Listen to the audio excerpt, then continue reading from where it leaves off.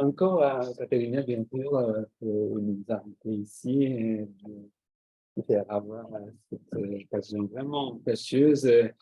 Et voilà, donc bon, c'est la séance, c'est la deuxième séance, donc on va continuer comme ça.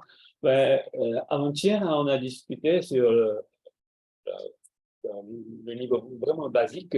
Donc après, ça va se compliquer un peu, mais donc j'ai mis un effort. I need to speak English, so sorry. So, yes, so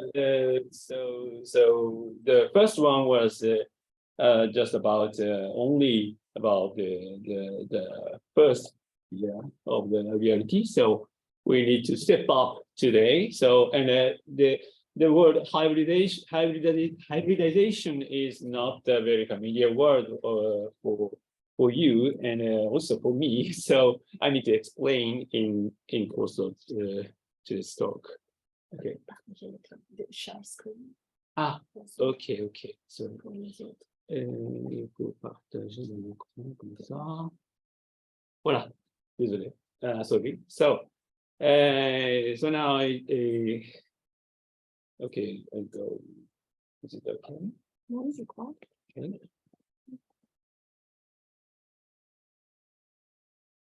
Okay. So first, this was my book, and this is a crucial picture, and this is a crucial notion. I'm speaking English. Okay. So development of a time scale, so memory in the special sense. This is a very important quote, so I quote again. La force intérieure qui permet à l'être de se dégager du rythme d'écoulement des choses, de retenir de mieux en mieux le passé pour influencer de plus en plus profondément l'avenir, c'est-à-dire enfin au sens spécial que nous donnons à ce mot sa mémoire. Voilà. And so I named this special notion of the memory as extension memory. Okay. And next one is thinking in time. So I put this image. So you need to change the perspective. So thus the question of the mind-body problem is converted into the relation between the different time scales. So there are no two distinct entities, but several different time scales. So, and of course, there are interactions between these scales. So time scale interaction is important to understand how nature creates a new qualitative dimension in this universe. Okay.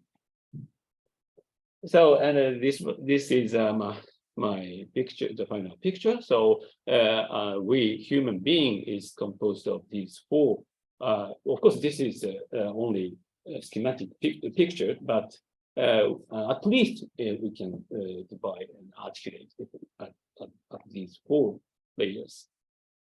So, and the most important notion at the final stage of the first lecture, my first half lecture, was that the matter is neutralized consciousness.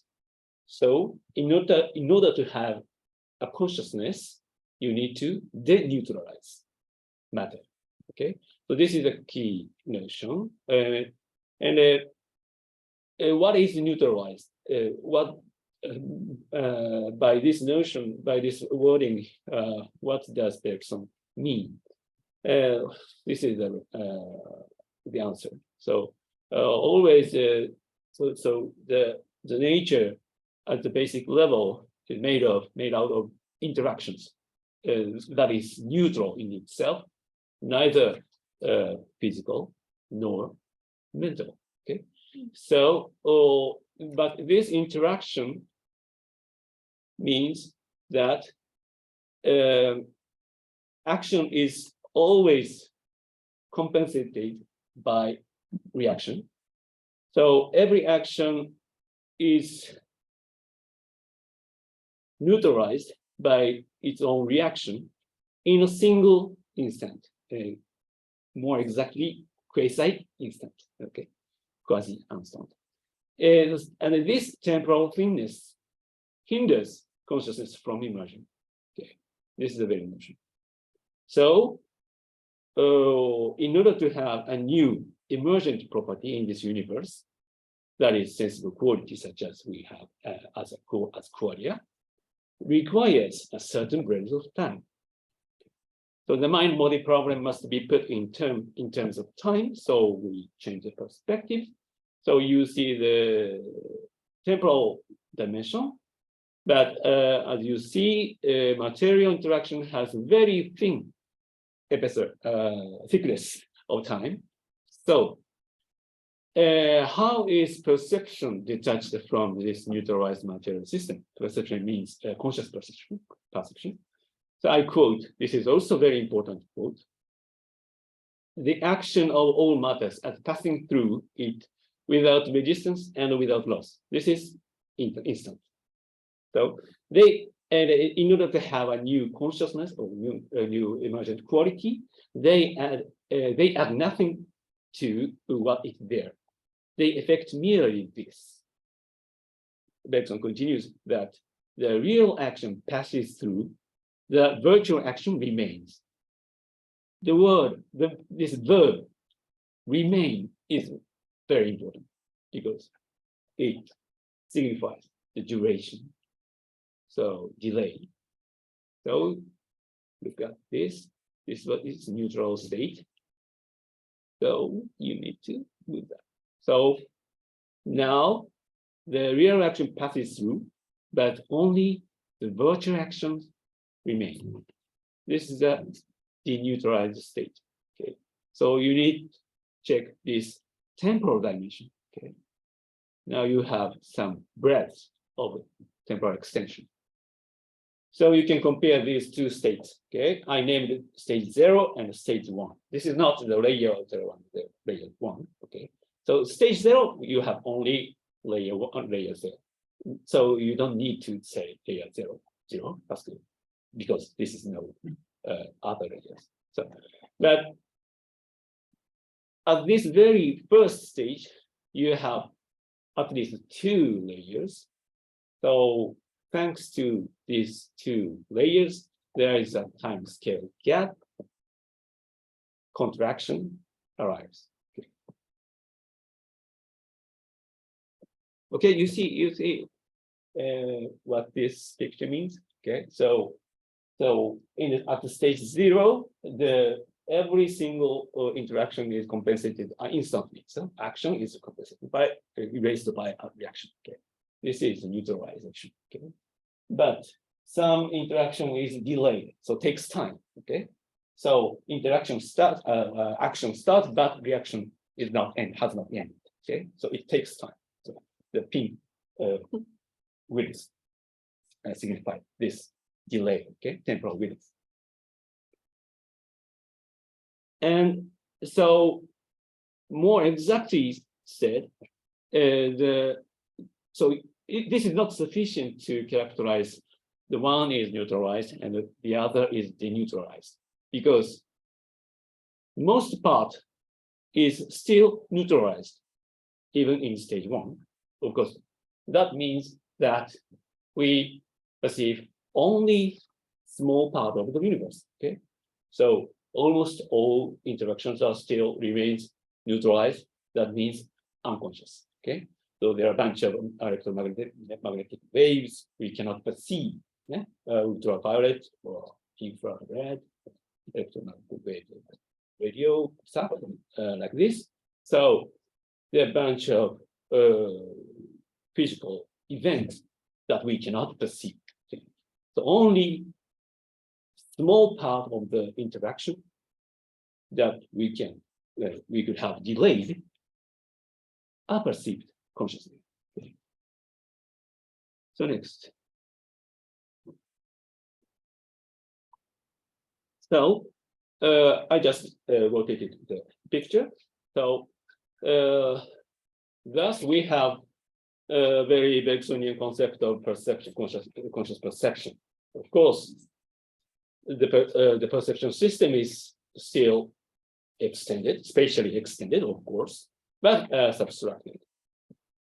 And temporally extended thanks to the extension memory, okay, that that we have seen already.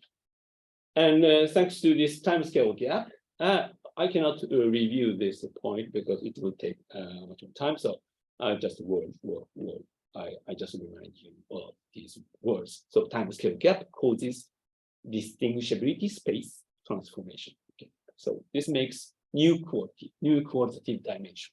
Okay, so this is the first stage. Okay, so consciousness, our perceptual consciousness is spatially extended, go beyond the limit of our body. Okay, so go beyond to the spatially extended environment, and also phenomenally, so conscious first person qualitative dimension is there.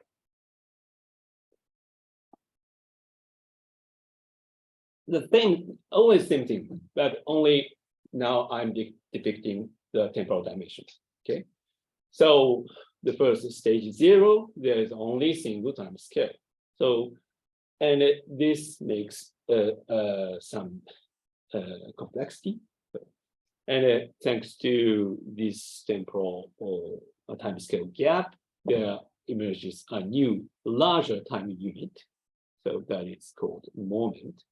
I'm distinguishing the notion of a moment versus instant. Instant means mathematically or ideally a 0 moment, breadth of time or point of time. But moment is, even though it is very small, but it has a certain particular breadth. Okay, so this is very important part. And thanks to the contraction, we have now first qualitative dimension. This is only first, okay? This is not the end of the talk, okay? The story. So, and we have 4 different stages and different layers. So I need to quickly make you remind of this picture. So this one. And this part, so the layer 2 and 3, between these 2 layers, there is also contraction. So I quote, our character is indeed the actual synthesis of all our past states in this condensed form of our previous psychical states and life exists. And another quote, our personality, which is being built up each instant with its accumulated experience. So it creates further new qualitative dimension.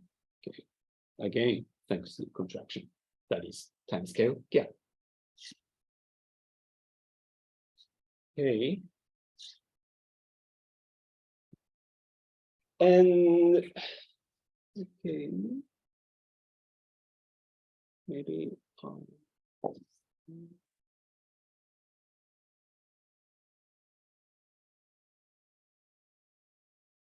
so for now, we reviewed the first half of the talk, and the point is the most important point was that the question about how perception can be detached from the physical world only partially. Okay, the answer is by using time. Okay,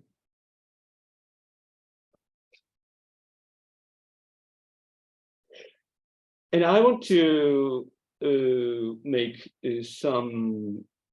I want to provide some brief supplement. We were unable to fully discuss yesterday, 2 days ago, about memory because we didn't have much time. So I picked only two things. So first, what is experiential quality? Okay, so the layer 2. So this is the contraction of the present experience that is composed of a plurality of sensible qualities. And I interpreted this as the memory of the present. So maybe the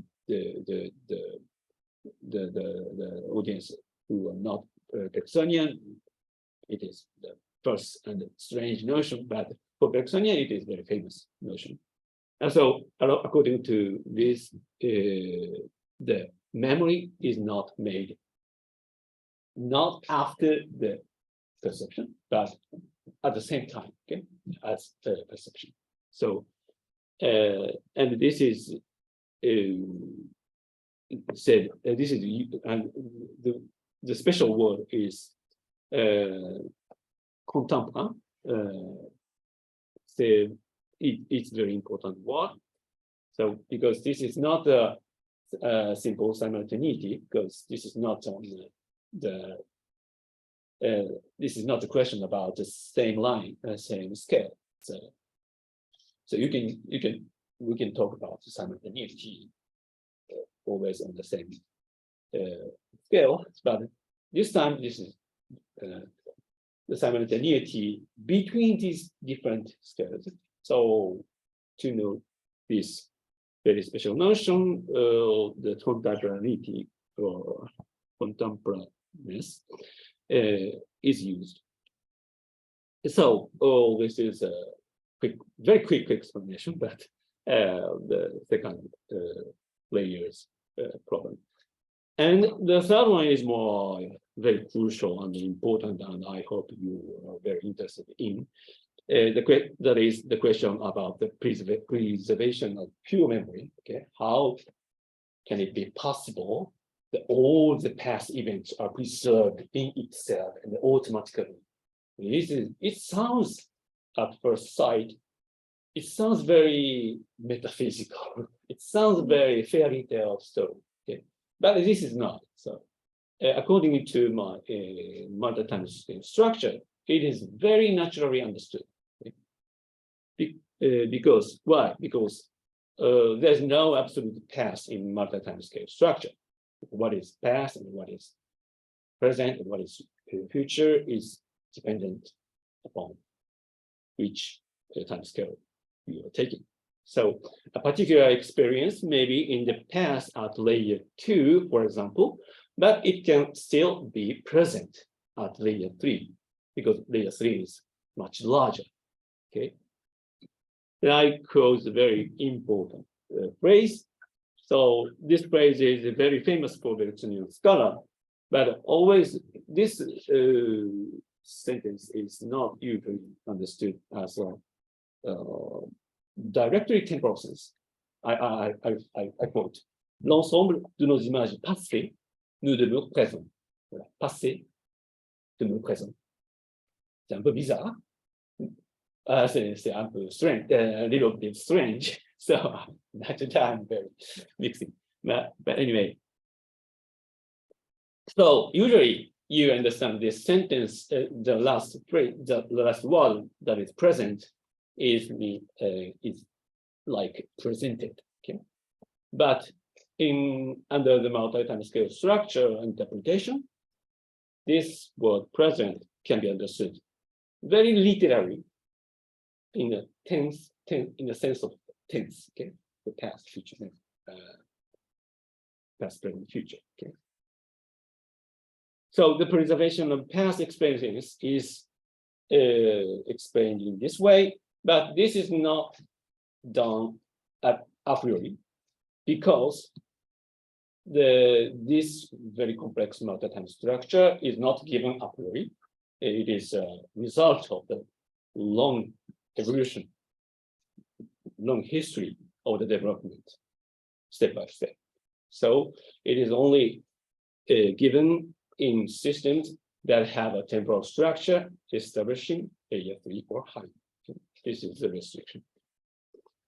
And this part is I already explained this, so I finish up the review of and some supplement about yesterday's 3 days ago's talk. Okay. So far is it okay? I reviewed some important points and I added some new figures to make you hopefully to understand easily. Okay. Perhaps if I can make a question. Of course. It's a very elementary process. I have an impression that with your explanation, we can understand very well how to say the emergence of the multi-time scale system and how it can function in itself. But for example, how to explain, for example, the life, so the birth of one individual mechanism and the death of, because if you say that it's always with ODI and with its modus vivendus, of course we can understand the emergence of the system, but not the birth and the death of one individual. So how we can?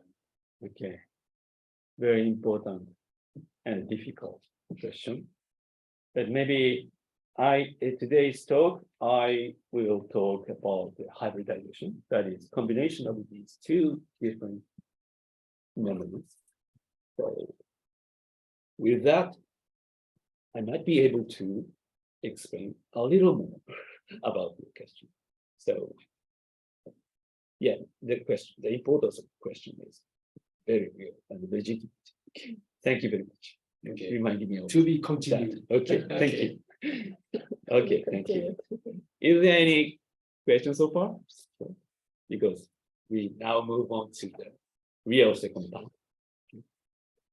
Okay, so first, I'd like to quote my book, some quote from my book, which explains what would be like the layer 2 and layer 3. Okay, I'm quoting from my own book. So let us recall layer 2. It was the sensory motor body that realized the time scale layer 2. So sensory motor system takes a certain level of time. So it depends on the species, of course, and constantly interacting with the outside world and incessantly responding to stimuli, falling into the senses without rest. This one cycle sets the width of the present. Although the specific content of each cycle, the content of how to move in response to what sensations may vary. Still, there is a repetitive structure. Okay? So even if multiple sensory motor loops create a larger flow overlapping each other, so it continues, the cycles constitute a new generic time unit, that is layer 2. Okay? From the perspective of layer 3, which might be related to the Yasushi's question, it can be seen like this. I am born as an individual with a finite lifespan, interact with various other individuals, grow through numerous developmental stages, and eventually grow old and die someday. There is something that can be called a cycle, but each life ends with that one cycle.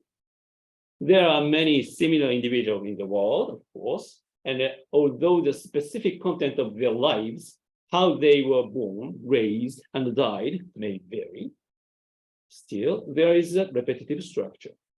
Even if multiple individual lives create a larger flow overlapping each other, we continue to society. The cycles constitute again a new generic timing. This is lifespan, 100 years, billions, etc. Okay. I continue to quote my book to make you have some impression of my book. As the system increases its layers and gains thickness, it becomes impossible to react exhaustively on the spot to everything one sees and hears. As a result, higher order sensations that overflow are carried over beyond the present moment. I'm explaining the layer 3, okay, necessity of the layer 3. So I continue to quote my book. Let's compare this with organism theta. This is a theoretical or hypothetical or animal that I use in this book. So it has only layer 2, okay, no larger layer. So this organism experiences one and only one quale at a given time, which is immediately accompanied by a single response. A stimulus arrives and corresponding response is made. That's the end of it. Increasing the number of sensory modalities alone does not make much difference. See the second picture.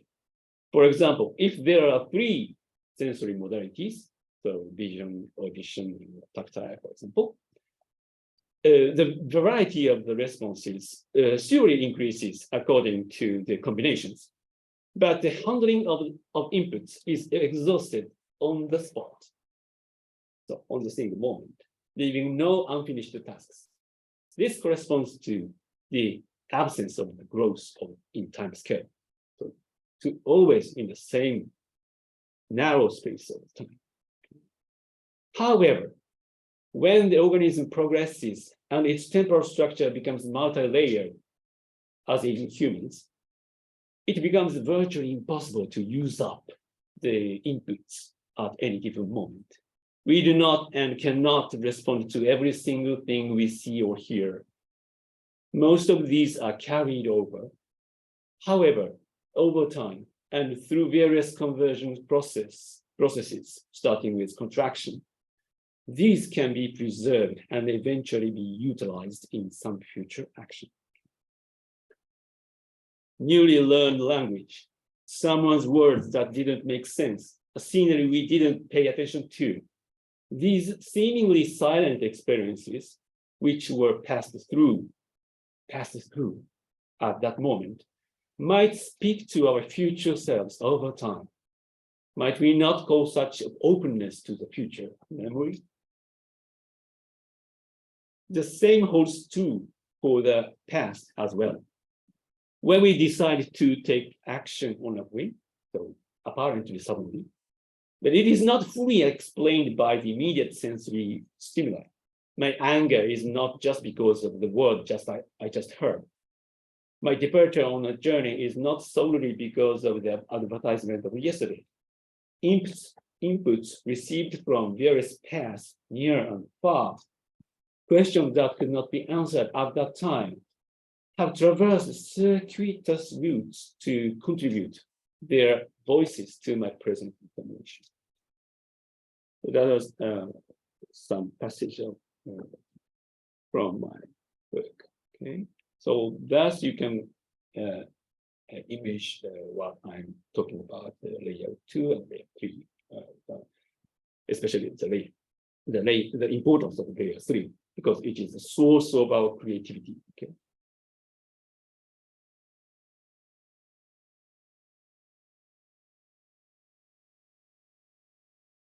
Okay.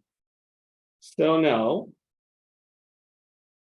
I dropped this picture yesterday in order to answer your question about Katerina's question. So the first one, so the first picture I showed 2 days ago was too simple. So it's only one single, as if only one single lineage was there. But this is not the case. Okay. So of course, but you need to pay attention to the fact that this scheme is reconstructed post factum. So this is not saying that the universe is this is the shape of the universe. So not at all. So Bergson is not 4-dimensionalist in an analytical way. So I'm responding to the Thomas also the question at the first seance session. We cannot talk about this whole picture of the temporal dimension a priori. Okay, there is a very constraint. So this is very. I think this is very important difference.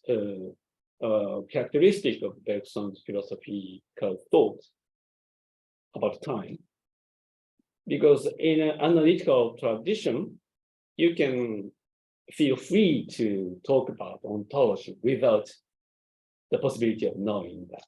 Okay, so as if you are having a God's view. Okay, so you can talk about it. I don't deny that, and Bergson also has an ontological point of view, of course. So this is very subtle difference. So you need to distinguish three different positions, I think. So the one is very frankly admit the ontological assertion or claims, and I'm not saying that Bergson is this one, but Bergson is neither the second one. Second one, which would be a Kantian or phenomenological one. So anything you want to affirm requires condition.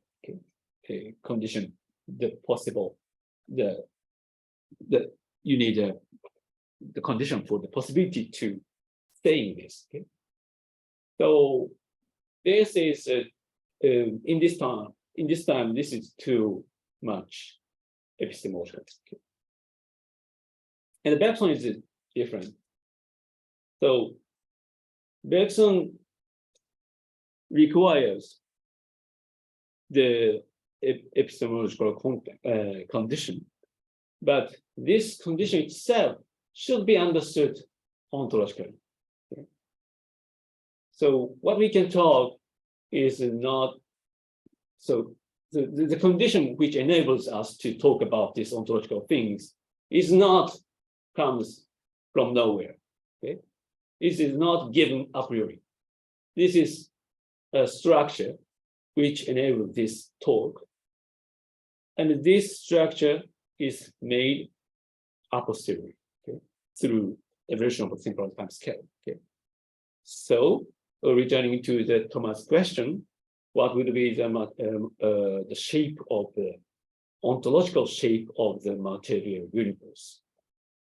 Should be answered if you like this. Okay, if you're talking about the stage 0, not layer 0, on the you can have always layer 0 up on the stage 2 or 4. Okay, so stage 0, okay, at the stage 0, there's no possible way to, so any possible way to, there's no definitely no possible way to talk about breadth of time.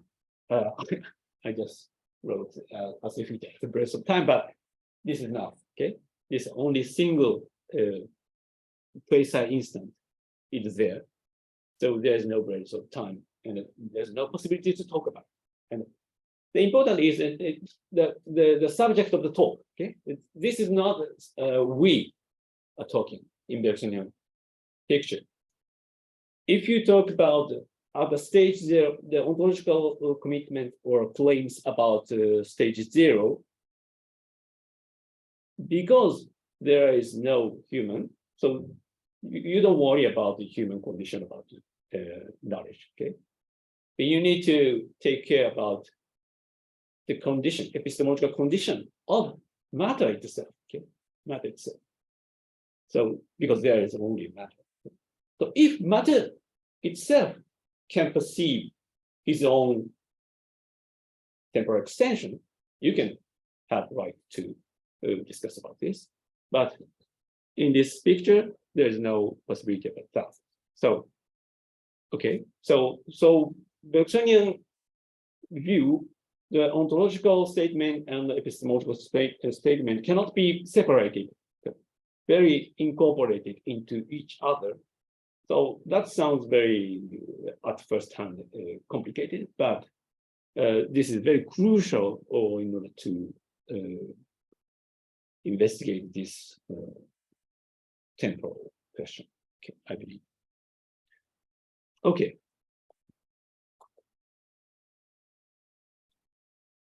I go to finally the interaction between these two memories. Okay. The question is how to understand the Bergsonian duality. Okay. You Bergsonians know very well. He gives us very different, apparently different dualities from, for example, Genesis immediate, you have two multiplicities, but you have two members, evolution creatrice, you have life and matter, and two sources, you have open and closed and dynamic study. And as I already mentioned in the first session, my line of interpretation is material monist and operational dualist. Okay, so the first half is about the monism of material. This is at stage 0. So at that stage, there is only a psychophysically neutral interaction.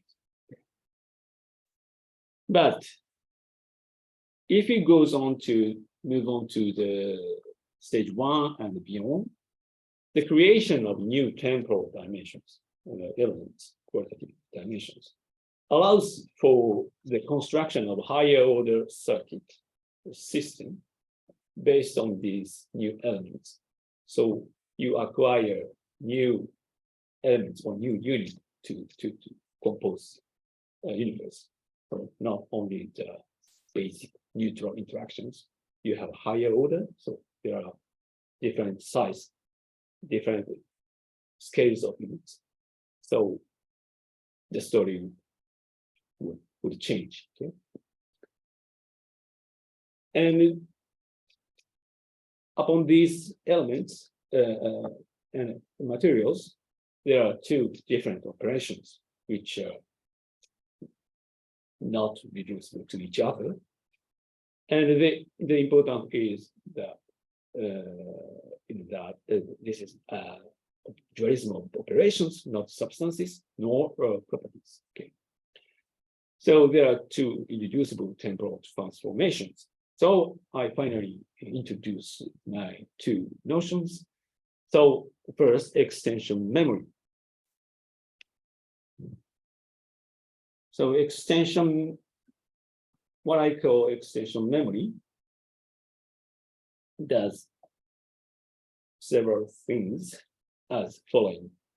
First, to extend the system's available moments, of course. And secondly, to preserve, thus the more past moments, of course.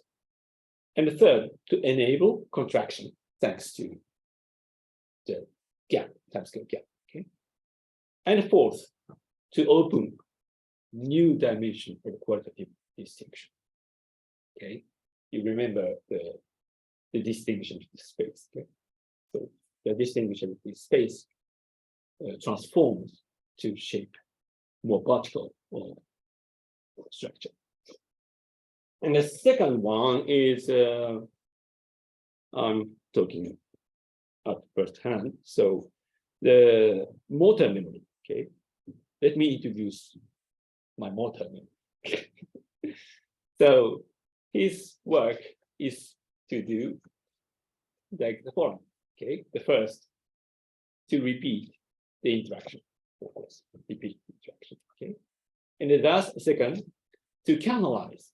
So canalize, this verb canalize is very important. So to canalize the new field opened by extension memory. Okay, extension memory open up the new layer. So there is a new field. So you need to create a new, there's some structure, okay, through trial and error. Okay, so this trial and error phase is very important. And the third, to find the optimized circuit by repeating that, okay, through repeating that. With the lowest free energy. The lowest free energy means that you result into the easiest way, okay? Easiest way. And thus fourth, to constitute a new stable system or circuit. I'm using this two is interchangeable on this upper level, which are created by extension memory. Okay.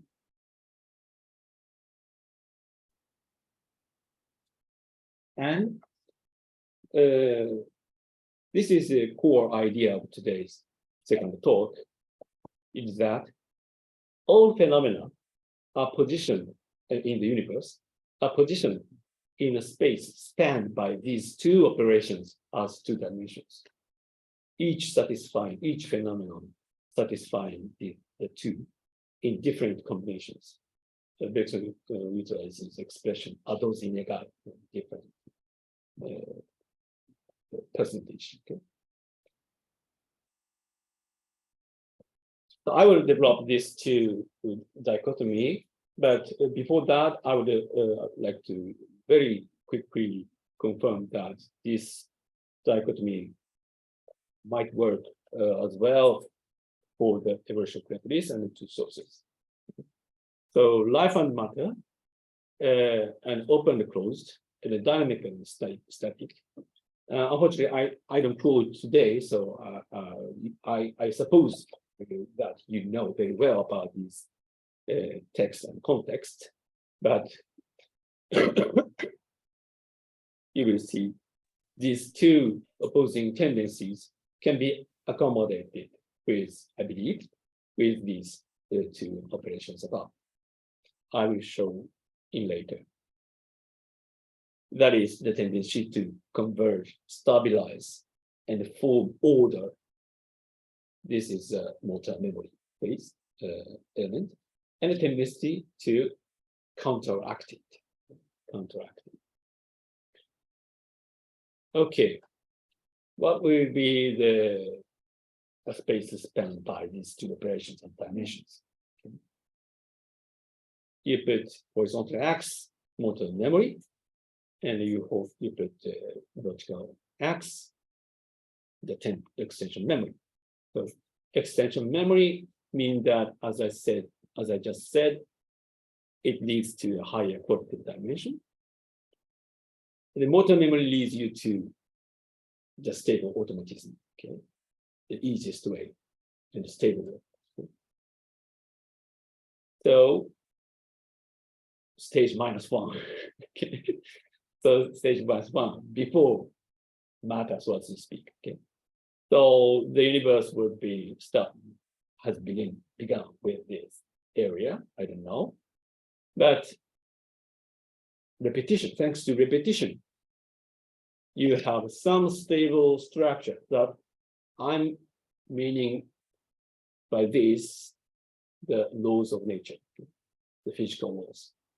So this makes layer 0, that is what we call matter or physical world. Okay. But there's another dimension, so the nature wants to extend the temporal scale, but you cannot do that, okay? Because if you go up to the larger time scale, you have no order, you have no stable circuit is there. You need to make a new from the beginning, okay? Not the exactly the beginning, because you have already physical laws, but you need to restart again. Okay? And then motor memory repeats through trial and error, some structure or some system. And this gives you a layer 1. with the qualitative moment, qualitative dimension, that is quality, sensible quality. The same thing is repeated. So you want to go up, but this is not simple. So you need to restart at a new level. So, but thanks to motor memory, you can arrive at some kind of answer that is stable repetition. Okay, and the force, that's the thing. Okay, so like this. So these two temporal formation, transformation, gives rise to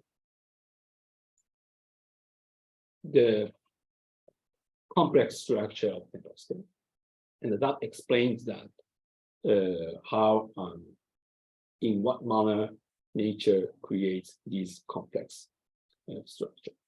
And I believe, I don't know, so I'd like to discuss about this. I believe that this can be accommodated with the evolutionary creators. So life and matter interaction. Okay. For now, I'm going into the final section. So the last thing I need to do is that just to show you how these two operations works. So the same life and the same set of moments, for example, you already lived several decades or some amount of time. And the point is that, so we tend to represent the time is unique. So a single, this serial representation is the shape of the time itself, but this is not. This is a lesson of Bergson. And instead of that, Bergson is saying that the same amount of moment, time, are transformed into two different dimensions. And these two makes you who have mind and body. Okay? So I read this, the same life, the same set of moments is transformed in two reducible ways. This provides the material for the mind and the structure of the mind body respectively. Okay, this is a contraction. You have a higher order, so this is contracted thanks to the force graining. And this enables to emerge a new qualitative dimension. And motor memory does totally different things. Okay, so motor memory is inherently typified. Okay, so there are different types of motor movement. So, for example, you learn swimming, and after that you learn kanji, you learn singing, but you don't continue throughout the life. Okay, so you need to superpose. So from the different moments, the same types of the motor movement. Okay. So this enables to progressively dig different circuits throughout environment. And this can be called canalization in Bergsonian sense. So is the serial time real? The answer is of course no. So instead, in reality, this is like this. Again, this is, I don't know, the online people can see this. This is quickly changing the overwriting the same instant is with different qualities. This is what is happened in the layer one. Okay, there's no extension, temporal extension. Okay? But if you have a larger time scale, that brings a more slower tempo. So thanks to this layer, you preserve these different set of sensible qualities into the new, more complex qualitative dimension. Okay?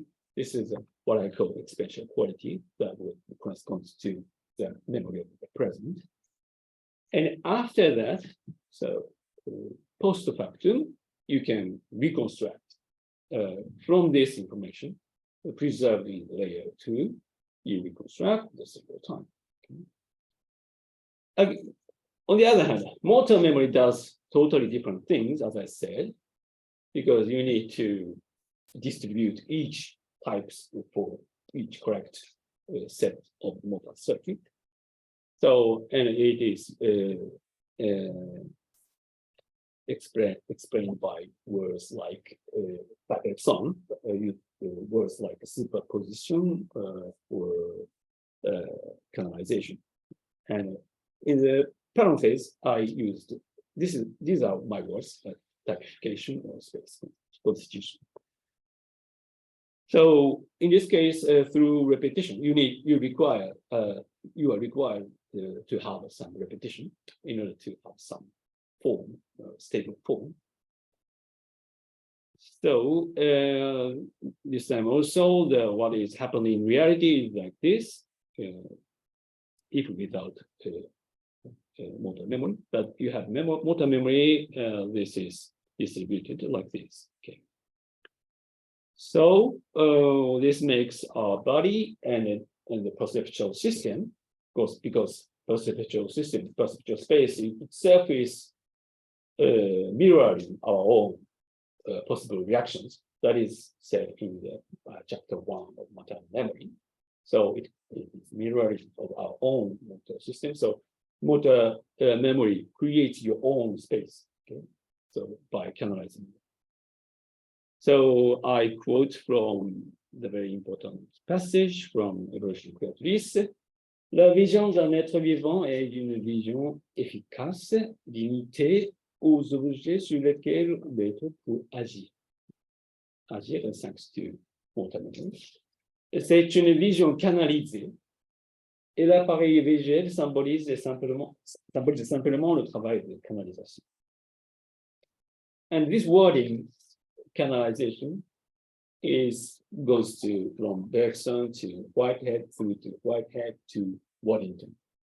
The very famous notion of changing landscape of Waddington shows very clearly that how in what manner the simple repetition can create a very original different shapes or landscape of the circuit, interaction circuit. So this is only one single example, which I drawn here. Of course, the different species, different shapes, different landscapes, thanks to different repetition of motor memory.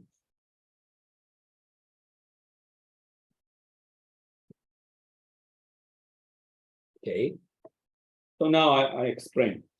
So the hybridization. So I have already explained these two different temporal operations one by one. And I hope you have understood how motor memory behave in the level 1. Okay. But this is not the end of the story, because Bergson says that body is an instrument of selection, not only for the perception, but also for your memory. I quote very important passage.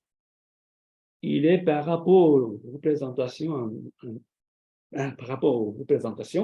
un instrument de sélection. C'est le corps, bien sûr, et de sélection seulement. il ne saurait ni engendrer, ni occasion, avec with magic lamp, un état intellectuel. S'agit-il de la perception? It's already you know, so I skip. So, considère-t-on la mémoire? Le rôle du corps n'est pas d'emmagasiner les souvenirs, mais simplement de choisir pour l'emmener à la conscience distincte par l'efficacité réelle qu'il lui confère, le souvenir utile, seulement utile, celui qui complétera et éclaircira la situation présente au lieu de l'action finale. So, the canalization or typification is happening not only this layer, but also the upper layer. Okay. So you have already layer 3. So you have billions of seconds automatically preserved. Okay. But if you leave as it is, it condensed. Okay. There's no structure. It just condensed like a soup. Okay. But I wrote in this slides carefully, there is not always, there is, so just saying that there are a bunch of past moments, this is not sufficient because that might be happening in several different species, but we need to use these past experiences. So how? So at this moment, the motor memory is applied to the upper, also to upper layers. So thanks to that, you can select and typify the memories, just like the perceptions. Okay, the perception. Why your perceptions are typified? So grouped into some categories, you know. So there are enemies or there are fools. You have a different attitude toward these different groups. No? And this is a theory of the reconnaissance vécu, so lived resemblance. So for Bergson, our perceptual world is categorized, but not intellectually, but very biologically. This is what happened in this layer 1. Okay, so you need to think the similar thing against the upper layer, that is our memories. So our memories are not simply stored, stocked. We organize.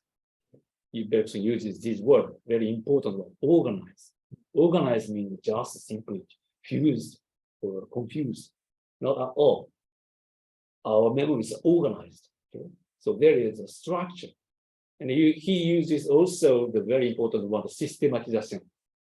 Okay? So this system is not just given, you create new systems. Okay? So this is called systematization. And finally, very more importantly, and which is very surprising, the key notion of the neutralization is found in HCM, Histoire de Théorie de Mémoire. So as I said, so that's what I quote first from the Histoire de Théorie de Mémoire. Que je prenne la mémoire agissante, la mémoire mécanique, this is motor memory, que je prenne la mémoire du rêve, this is extension memory. Dans les deux cas, c'est le tout de la vie psychologique sous une certaine forme qui est là.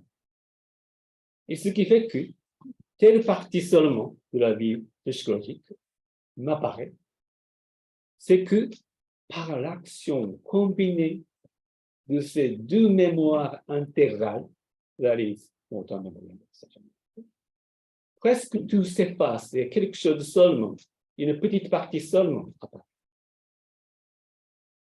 Il y a composition d'éléments plus simples. Il y a neutralisation de presque tout.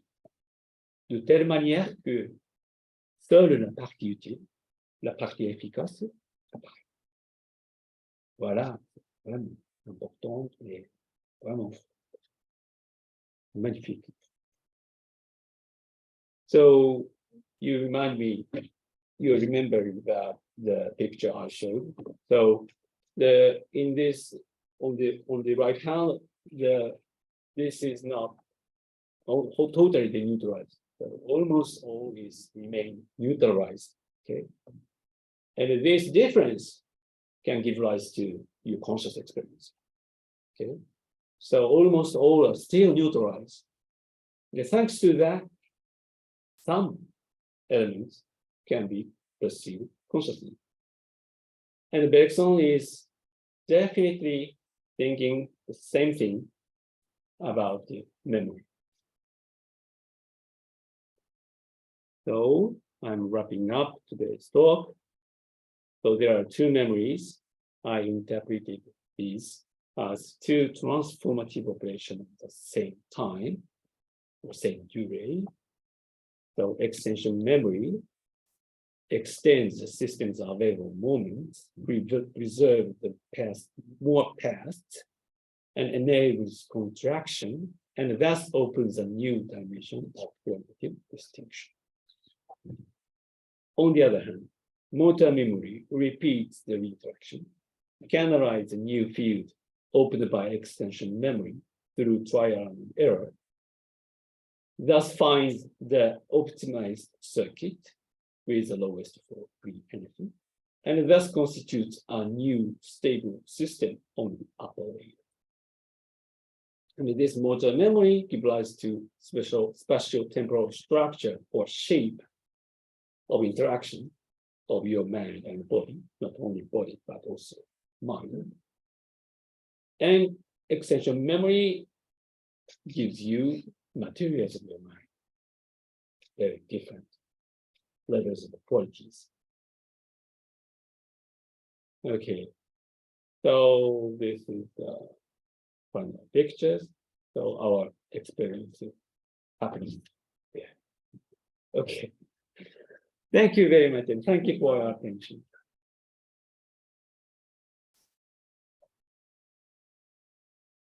Okay. I'd like to discuss about it. Okay. We too, I think. Thank you very much, Yasushi, for this extraordinary frame that you draw for the experience and the interaction of matter perception memory in this multi-time scale idea. That's and also this idea of neutralization and selection has been very éclairante, clarifying. So maybe there are more questions in the room or in the Zoom room that you want to. Yes, Joël.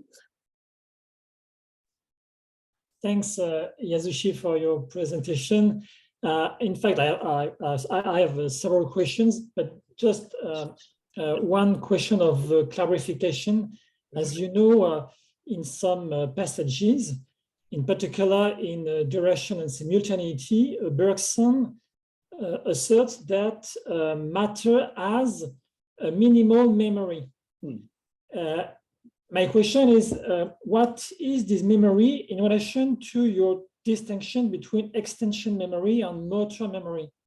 I suppose that it cannot be extension memory, so it must be motor memory or another kind of memory. But if it is motor memory, can we say that motor memory is a transformation of something?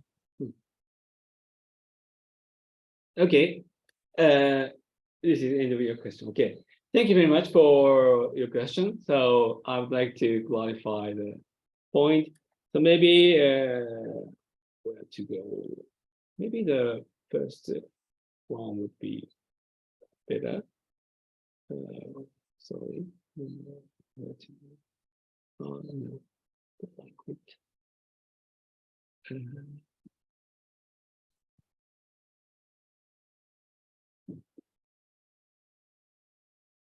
Yes, in preparing, I'm start to answer to you that this is extension memory, of course, as you said. And wait for the, I'm searching for the transform, distinguishability space transformation. Where is that? No.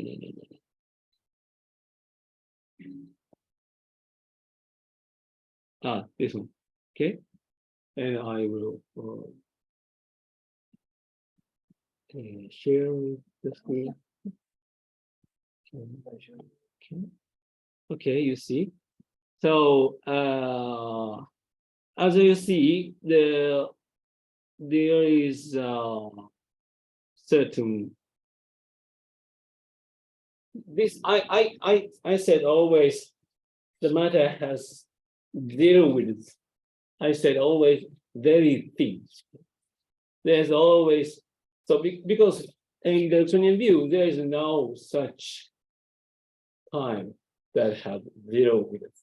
Okay, it always has a thin width of time. Okay, and in this picture is not about the thinness of the time. This is about the distinguishability space. So the vertical axis means quantitative dimension. So this my picture has you see the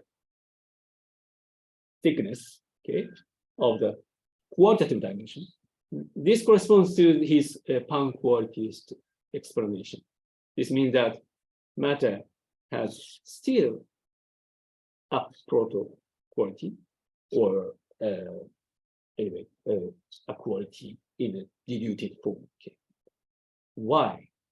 So as I tried to explain in the first session, there would be two possible ways to explain this. And usually, this is the usual way of pan-qualitist approach. So you want to solve the question. So just because you want to solve the question, you put the answer into the beginning. Okay, and this is not a good way to go, I believe. And you need to have some independent reason to suppose something qualitative in material world. And I have not explained that, so your question is very important for that. So that I can have occasion to explain. So as I already said, what made our temporal dimension? This is because due to the temporal timescale gap. Okay, so cause and effects have a different timescales. So this makes the lack of temporal resolution on the one hand. So this makes the lack of quantitative dimension. This goes to the new quantitative dimension. Okay. So going back to the physical interaction, are they always exactly same timescale? No. What we call physical world, there are differences, of course. Compared to us, this is uncomparably small. So we can approximate as if it is zero, but this is not zero. Okay. So as I mentioned about concrete examples as electromagnetic wave A and B, so there are differences, of course. So in this case, there is still very thin contraction should have occurred. Okay. So that leads to question quality. So hearing this, you feel like something always this is a kind of circular reasoning, you know. Of course, yes, I need to admit that. But this is not the simple way to the first I mentioned usual pan-qualitist or pan-psychologist way, because there is some structural reason, some theoretical reason to support that. Okay, so if there are even tiny difference, there is a different temporal difference, there would be a very small fluctuation of qualitative dimensions. The qualitative dimension is very small, and fluctuate. You can see from the long outside, you can see almost a straight line, but they still have some qualitative dimensions. That is my answer. Is this my answer works for you? Okay, thank you. Thank you for this. This is very clarifying. Thank you, Joël. Thank you, Yasushi. Élie During a aussi une question. Elie, Hello. Ah, merci. Hello. Ah, c'est vraiment content. It's good to see you, Yasushi. Thank you. I will jump too. And thank you for giving us I couldn't follow the first lecture, so it's nice you gave a summary, so I could put things into perspective. So it's a great talk and very, very stimulating and new. I have to say, this is a very new way of formalizing Bergson's theories of memory and time. So my question would be this, and it's a follow-up on Joël's question. So it's the same question from a different angle. I understand your general kind of methodological point that you shouldn't do ontology a priori, and that any claim about the time of matter should, be based on a motivation, a theoretical motivation, not, just a priori, but based on problems that we actually encounter. So let me put it this way. What difference does it make in your theory, your view of the emergence of memory? What difference does it make whether matter has a minimal power of continuation or a minimal extensional memory, in the sense that you just said, that is not purely instantaneous? There is even a very faint, very slight continuation of immediate past into present, which in my view is what Bergson is clearly claiming in certain passages. Not only duration and simultaneity, but also creative evolution, is the sense that there's no strict repetition, even at the material level. What difference does it make if this is the case or not? Because my feeling is that your whole theory of the emergence of memory doesn't really need that, because you have this contraction, this contraction scheme operating at a certain level. You don't need contraction on the level of matter itself, and so in that sense, you could very well, or maybe I'm wrong, assume that matter is pure repetition, zero extensional memory, and that contraction operates based on a kind of bursts of matter, instantaneous bursts of matter, and does the job of contracting this and extracting this minimal sense of a breadth of present. So, but as a matter of fact, Bergson does postulate something like minimal extensional memory at the level of matter. And I assume my own view is that he has purely metaphysical reasons for that, and maybe it's not entirely motivated in the sense that you want things to be motivated. But then for yourself, does it make a difference? Do you need matter to have this minimal time or duration or not? I hope this is clear. Okay, thank you very much for this question, and thank you again being here. Okay, so if you're asking me, I have a reason. Okay. And if you're asking my interpretation about Bergson, I'm not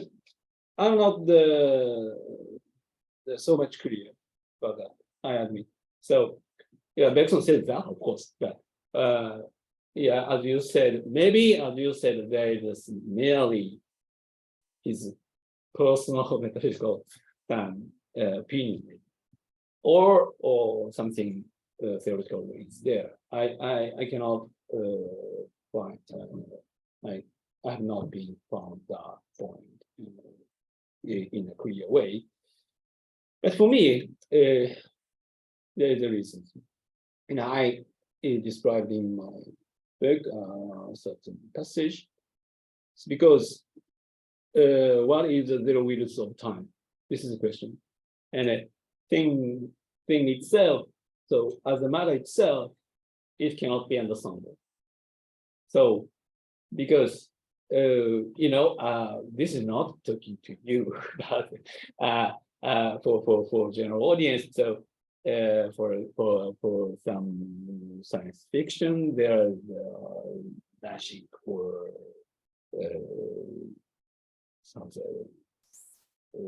sermon to stop time, so as to say.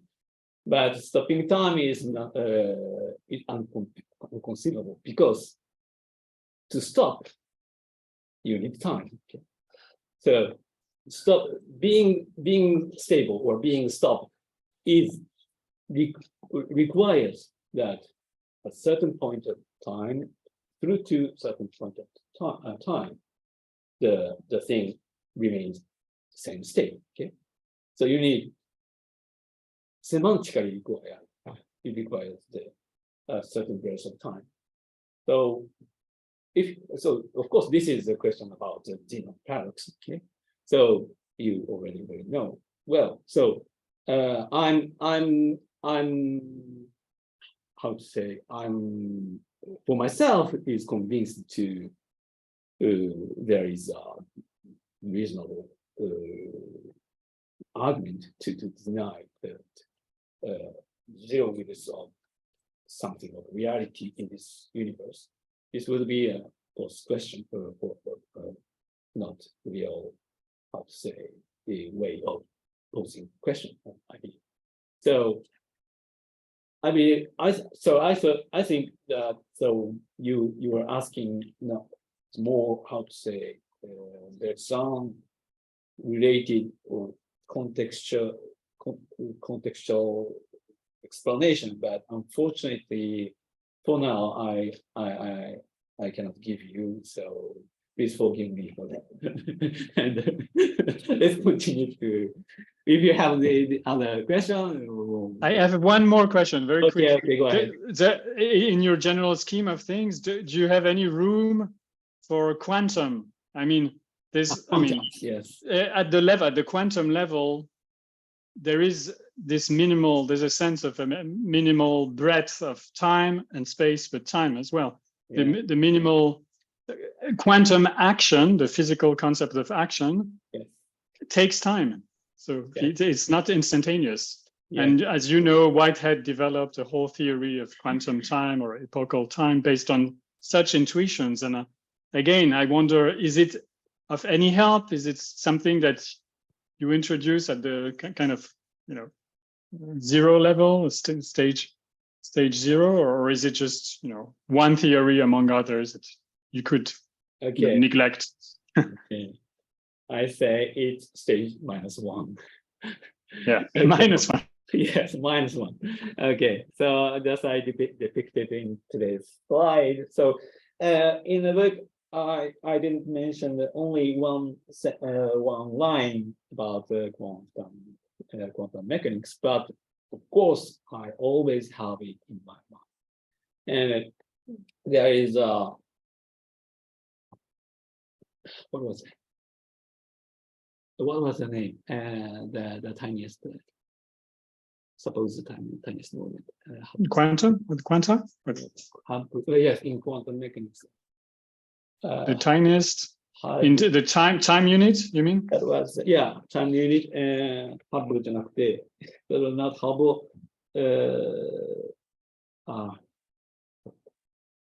Anyway, there is a so 10 minus 43. Oh, you mean the quantum Planck scale, or what? Yes, Planck scale. Yes, Planck. Yeah. So there is a limit of the tiniest scale, so smallest scale. So this is not contingent. This is not how to say technical issue, but the nature itself has its own bottom structure. So we cannot further determine more precisely the tiniest structure because so you need if you want to have some structure or circuit which would be measurable, which enables to be measurable, to be measured, cannot be given, cannot be done thanks to motor memory. So after repetitions, first, this is the first series of repetition. Okay. This is the first repetition. Okay. So and this layer 0, I mean by this layer 0, I mean the physical laws. Okay. So before physical laws, in Bergsonian view, the increased size of the notion of nothingness.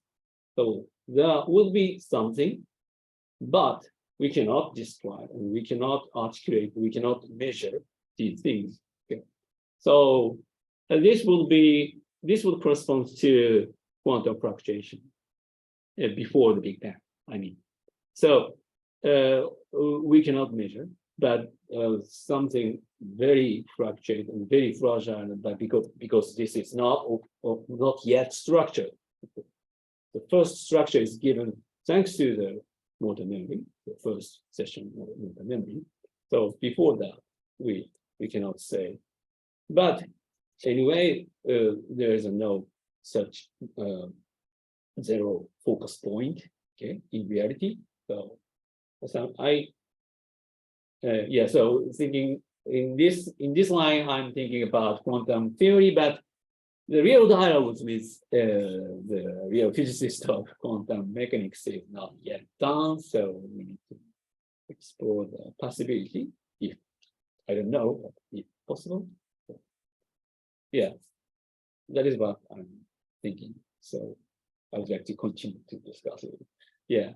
I read very much of your articles in preparing this paper, book. So yeah, I have a bunch of things to discuss with you. Okay. We'll do that next time. Yeah. Thank you very much for these questions and your Thank you. Great talk. For papers. Thank you for this discussion. Are there more questions maybe in the room or online? Thomas, il n'a pas de questions, Thomas? Allez-y. Thomas Bourdieu qui prépare une thèse, qui prépare sa PhD work on.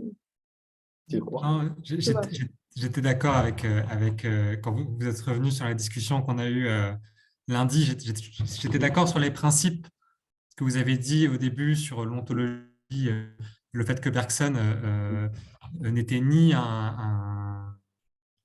disons un ultra-réaliste, ni un kantien, mais qu'il cherchait plutôt les conditions a posteriori. Je trouvais que c'était très bien formulé. Après, sur le fond, c'était un peu le sujet des questions précédentes, quoi. Est-ce que l'univers dur, comme Bergson le pensait ou pas, et est-ce que le fait que l'univers dur implique qu'il y ait une mémoire dans l'univers, je ne sais pas trop quoi en penser. Je ne suis pas sûr d'être convaincu par le fait qu'il n'y ait pas une mémoire de l'univers, quoi. Pour moi, il y a pour Bergson, il y a une mémoire ontologique et tout le passé de l'univers se conserve en soi, mais cette mémoire n'est pas consciente. Et en fait, à partir du moment où la mémoire pure n'a pas besoin d'être consciente, n'est pas consciente même pour nous, je ne comprends pas pourquoi est-ce qu'on ne peut pas dire qu'il y a une mémoire ontologique de l'univers, même si l'univers en soi n'est pas conscient.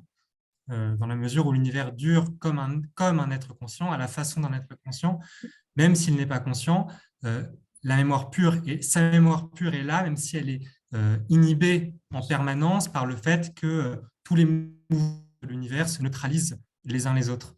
Mais bon, je ne voudrais pas poser de questions parce que je n'étais pas sûr de pouvoir formuler la chose clairement, donc je ne sais pas si je suis très clair.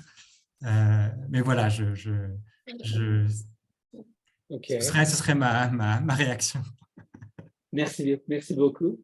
Alors, pour répondre à votre question, Donc, je crois qu'il faut distinguer plusieurs notions d'univers, par exemple, de la mémoire, bien sûr. Donc,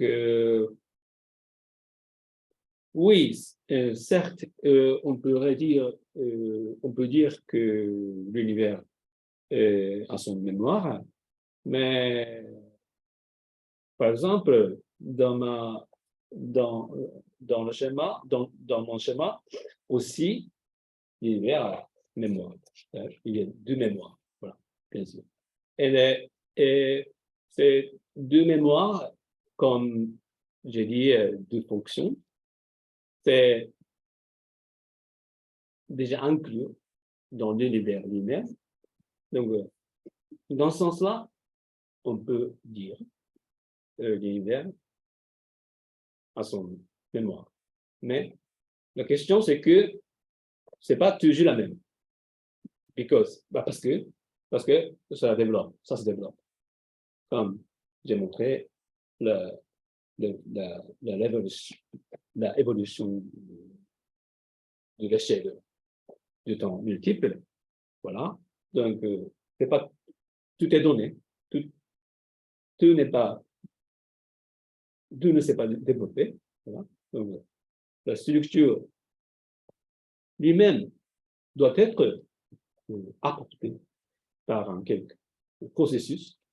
Dans ce cas-là, ce processus est vraiment universel. Mais grâce à ça, on peut parler de le passé de l'univers lui-même. Mais en disant ça, je sais, parce que je crois que ça semblerait comme si j'étais un kantien, tout ça. mais c'est pas ça. Donc, voilà, il y a troisième statut, et donc il faut parler, donc pourquoi on ne peut pas séparer le dimension ontologique et de dimension épistémologique? Parce que chez Bergson, la perception, c'est pas représentatif, c'est direct. Donc, comme vous avez dit, ce n'est pas toujours conscient, mais la perception touche la réalité. Donc, si on veut parler de la continuité ou du passé consolidé,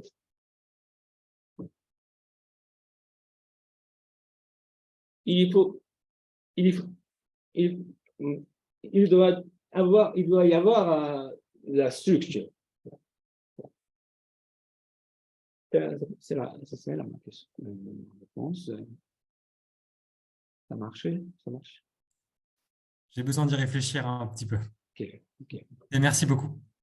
Merci. Sinon, peut-être que si vous avez des questions. Oui, exquise, voilà. Répétition. C'est pour le plaisir de continuer encore un peu à profiter de ta présence. C'est une question qui est vraiment à l'arrière-plan de tout ce que vous avez fait dans ces 2 semaines, et des études bergsoniennes en général, en fait. C'est la question du monisme et du dualisme. Et en effet, j'étais très stimulée par cette idée de monisme neutral que tu nous as proposé déjà la dernière fois et qui cohabite avec une dualité, une distinction qui se perpétue à tous les degrés. Et donc, dans le spectre des interprétations de Bergson, disons, des plus monistes, qui résorbent dans un monisme de la substance, les dualismes des tendances, ou qui vont vers les interprétations les plus dualistes, comme celle de Frédéric Barnes, par exemple. Voilà, dans ce spectre d'interprétation, serais-tu plus vers le monisme de la durée ou vers le dualisme des sens de la vie? Voilà, c'est une question très, très générale. J'aimerais connecter à la question de Katerina. Oui. Alors, et pour moi, donc, la question, c'est la nature de ces deux sens. Pour moi, c'est toujours, par exemple, un sens implique l'autre sens. Mais pour toi, ces deux sens, c'est-à-dire la mémoire extension, doit impliquer, doit générer, doit régler la mémoire motrice, la mémoire moteur. Mais pour toi, ces deux sens sont, comment dire, catégoriquement, elles doivent exister comme deux directions complètement différentes, séparées. Et je crois que ça a un sens, comment interpréter dans la philosophie de Bergson, par exemple, la vie. Parce que tu disais à la fin, c'est la matière. Hein, parce que tu as dit, la matière doit avoir une sorte de dans son auto-engendrement, par exemple, donc doit avoir un niveau plus élevé. Mais finalement, donc, la position de la vie, la position, je ne sais pas, pour le moment, j'ai un peu d'hésitation par rapport à ton interprétation. Après, il y a beaucoup. Alors, l'autre petite question, c'est sur le concept de canalisation que tu as utilisé, tu as repris donc de l'évolution créatrice, mais dans ton schéma, la canalisation doit se situer du côté de la mémoire motrice. Mais pour moi, la canalisation, c'est plutôt entre les deux. Et je crois que c'est toujours la même question, c'est-à-dire la canalisation doit être impliquée parce que c'est justement le modus vivendi doit avoir lieu entre les deux. Donc, voilà. Ok, bien sûr. Merci cette question. Ça me réfléchit beaucoup. Et voilà, donc, d'abord, la deuxième question. Voilà, la question, c'est, ça dépend de comment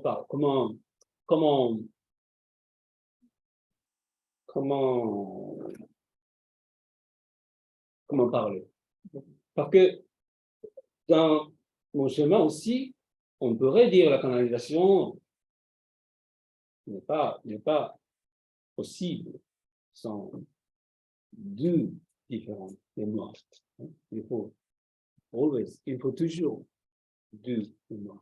Ça coexiste et ça concure ensemble. C'est pour ça que j'ai mis deux axes. Et quant au dualisme bergsonien,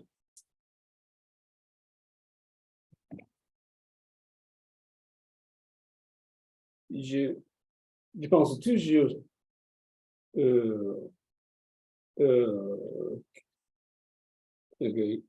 il faut distinguer quelle dualité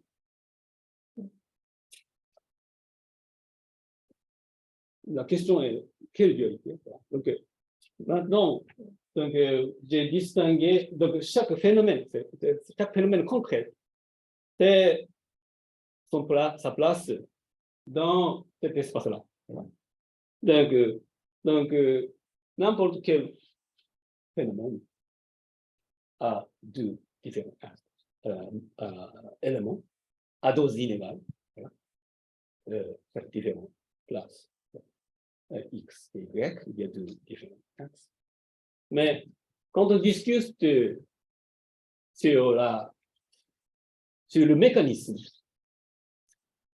qui rend possible cet espace même, il faut distinguer deux concepts comme axe ou pilier comme ça. C'est pas on ne parle pas la même dualité, les mêmes dualités l'un à l'autre. Donc, il y a des phénomènes plutôt psychiques, plutôt mentaux, plutôt physiques, plutôt matériels. Voilà. On peut grouper comme tu veux. Mais ce qui rend possible cette possibilité, il y a de différents, vraiment fondamentaux, de différents concepts fondamentaux. C'est-à-dire, dans ce cas-là, dans mon cas, la mémoire motrice et la mémoire actuellement. Donc, il n'y a pas de, comment dire, contradiction entre les deux. Donc, mais il faut d'abord déterminer où on parle, sur quelle dualité on peut discuter. C'est très important, sinon on continue toujours et ça ne, comment dire, ça ne sait pas aussi, comment dire, il y aurait plus de contributions, contenu. Voilà. Et après, qu'est-ce que c'était là? Donc, c'est aussi à propos de dualisme, monisme. Ah oui, Comment, le monisme. Oui. Est-ce qu'il y a une dimension qui dit sous l'autre ou comment Oui, ce non. monisme neutral? Oui, monisme neutral, ça semblerait un peu trop fort, mais comme j'ai dit aujourd'hui, c'est seulement aux étapes 0 hein, ou 1. On ne peut dire que d'interaction. Donc, dans ce cas-là, on ne peut pas définir ces interactions sont matérielles, psychiques, tout ça. Parce que notre pensée aussi, on interacte entre nous. Voilà, il y a des interactions. Et donc, l'interaction n'est pas seulement de physique. Donc, fondamentalement, on peut considérer toute la nature comme un ensemble d'interactions, mais dire simplement, c'est pas comment dire, c'est pas le dernier mot, parce qu'il faut distinguer les étapes. Donc, après, la nature a bâti différentes échelles, et pour ça, on a gagné des nouveaux qualitatifs d'éléments. Donc, c'est pas neutral, c'est pas neutre. Ça, c'est qualitatif, c'est-à-dire psychique et mental. Donc, ça c'est, comment dire, donné a priori. C'est pas donné a priori, mais il faut expliquer comment c'est atteint par la nature elle-même, par cette évolution de ce que j'appelle l'échelle du temporel. Ça marche? Ça marche, mais je me demande si l'espace est séquent ou originaire aussi dans cette ontologie que tu L'espace? proposes. Oui, si l'espace c'est quelque chose qui... Quand la dualité entre la durée et l'espace est une dualité que nous n'avons pas retombée, disons, de la durée, ou si elle est ultime. Si c'est C'est ce dualisme ultime où il y a un monisme initial. Il y a un monisme ultime ou un dualisme ultime. Ou ni l'un ni l'autre. D'accord. Dans mon schéma, il n'y a pas la vraie place fondamentale que l'espace. Parce que l'espace lui-même est bâti grâce à mémoire motrice. Sans répétition, il n'existe même pas l'espace. Étage 0, moins 0, moins 1 n'est pas l'espace. Voilà. Il n'y a pas de dimension. Parce que pour avoir dimension, on doit au moins quelques structures, au moins une petite structure. Et cette structure n'est pas donnée a priori dans la philosophie du processus, c'est donné grâce à la répétition de 4 éléments effectués par mémoire motrice. Et on peut, l'espace a gagné finalement le mesurement, la possibilité de se mesurer et de l'extension bien sûr. Et comme ça, la structure commence à apparaître. Donc, l'espace n'est pas un élément fondamental pour moi. Donc, mon dualisme est, comme j'ai dit, le dualisme des opérations, de différentes opérations, autrement dit, de différentes transformations du même temps. Donc,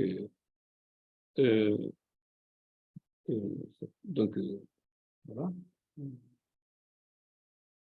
Pas de place. C'est ça, voilà.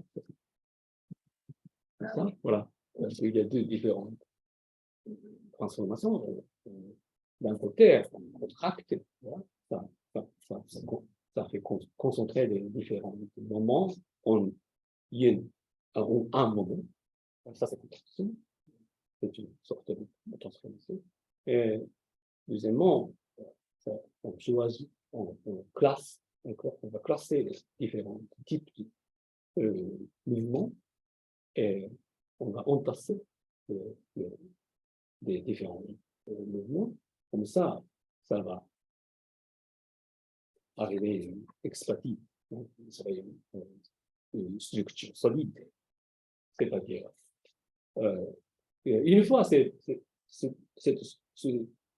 structure est bâtie, ça va arriver automatiquement. Mais le moment de suffisant est vraiment important. Alors, et ça se connecte à ton question. Ta question, c'est que la même chose. Voilà. Donc, comment canalisation, cette construction des différents systèmes va arriver sans l'aide d'extension. Mémoire extension, on ne dit pas ça. On ne dit pas ça. Parce que il faut tout d'abord étendre la dimension. À cause de ça, il faut recommencer de trouver la solution pour, à travers des répétitions. Et finalement, on va finir par quelques structures solides et stables. Donc, s'il n'y avait pas l'extension d'abord, il n'y aurait pas de tout. L'univers toujours à l'étape 0 ou moins 1, peut-être. Rien n'arriverait pas. Donc, d'abord, il faut et temps. Voilà, il y a des moments élargis, des moments disponibles sont élargis. Comment faire avec ça, avec ces moments obligés? La solution va apporter interaction entre les mémoires, tout ça, et après, on va doucement, graduellement, à une solution moins qui n'acquiert que moins d'énergie, tout ça. Peut-être j'ai compris. Je suis pas tout à fait. Bah, c'est-à-dire que ça me suscite un plus de questions. C'est-à-dire, pour moi, par exemple, la durée, pour toi, c'est plutôt une extension ou un élargissement. Et c'est pas espace, mais c'est espacement. Donc, pour, ce qui compte pour toi, c'est pas vraiment la durée. Est-ce que c'est vraiment la durée? Ça, toujours, ça me. Bon, un peu complexe. Ça me donne un peu de confusion. Et puis, Extension, mais extension temporelle. oui, bien sûr. Voilà. Donc, tu appelles. Donc, ouais. Ah oui, je commence par. D'accord. Voilà. Donc, Alors, attends, laisse-moi finir ma question. En fait, et puis secondement, ce que tu appelles la mémoire extension, pour moi, c'est un concept amalgamé d'un côté de la mémoire pure et d'autre côté de l'élan vital. Comment situer l'élan vital dans le schéma? Ça, je crois que c'est vraiment la question. Je crois que cette question rejoint la question de Thomas. La mémoire, l'univers dur, ça veut dire quoi? Bon, voilà. Ma réponse serait, et c'est pas écrit dans mon livre, pas encore, mais cette dernière question, c'est vraiment juste. Donc, il me faut penser vraiment sincèrement. Et pour le moment, la réponse serait, à partir de ça, l'univers bouge. L'univers bouge. Donc, il y a deux axes.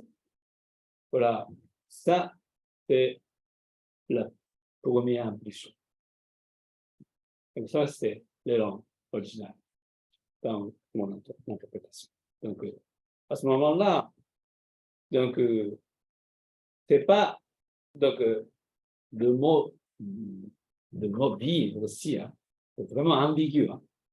Donc, parfois, c'est parce que à ce moment-là, on ne peut pas distinguer. Hein, voilà, tout est là. Voilà. Mais après ça commence. Va apparaître. Il y a plusieurs différentes dimensions. Donc, comme ça, on pourrait dire c'est là vraiment original, le point original. C'est sûr. Mais comment, en quel droit on peut le dire c'est la vie? Parce que c'est pas seulement la vie. Mais voilà, donc il faut distinguer les dimensions. Donc, on pourrait dire c'est quelque chose de neutre comme la vie, comme vie, peut-être c'est aussi, on peut le dire, comme matière, paradoxalement, parce qu'on ne peut pas distinguer à ce moment-là. Voilà. Mais après, on peut plus aisément distinguer, plus aisément choisir des mots, mais ce que Bergson veut parler, ce n'est pas une chose aussi simple. Donc, c'est là que des ambiguïtés intrinsiques et qu'on peut se trouver. Là.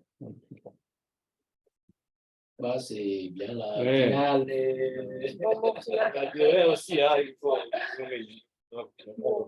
C'était une discussion extrêmement intéressante, une très bonne conclusion de ce cycle sur l'actualité des études japonaises. Je remercie encore une fois très chaleureusement Yasushi Hiraï et Yasushi Fujita de nous avoir offert cette occasion magnifique. Nous devons, oui, libérer la salle et oui, on sort tout de suite. Tout de suite. Et donc, un grand merci à tout le monde aussi pour la discussion. Merci beaucoup. Merci, bravo. Valérie aussi. Merci. Merci au revoir. beaucoup. Salut. Salut, à bientôt. Merci.